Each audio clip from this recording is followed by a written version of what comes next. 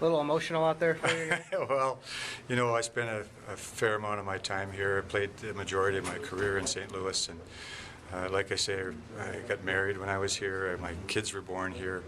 I had an opportunity to fill a lot of my childhood dreams. I wanted to either be a hockey player or a cowboy, and I bought a farm here and raised some quarter horses, and you know, it was really a special time in my life.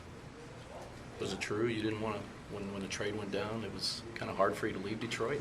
Well, absolutely. I really liked Detroit as well. I was young and single at that time, and Detroit was a great hockey town. Gordie Howe was always my favorite player growing up. I got a chance to play with him for 3 years, and you know, nobody really likes to get traded.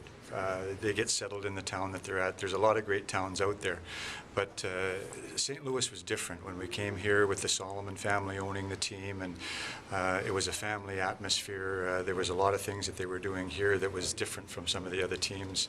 The team was really tight. That was probably the most difficult part about it was being traded for Red, because he was a key member. He was the leader of their team and the captain, and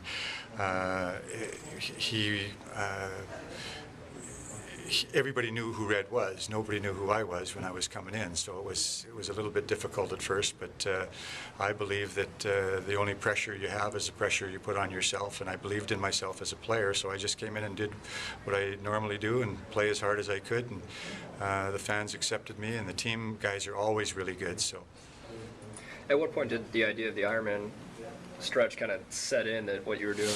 well, you know, it really wasn't something. I never missed a day of school. I never liked to disrupt my life with anything. If I got a little bit of a sore ankle, if you check yourself into a hospital in 2 days, you're going to be sick. So when I felt bad in the morning, I was better off to go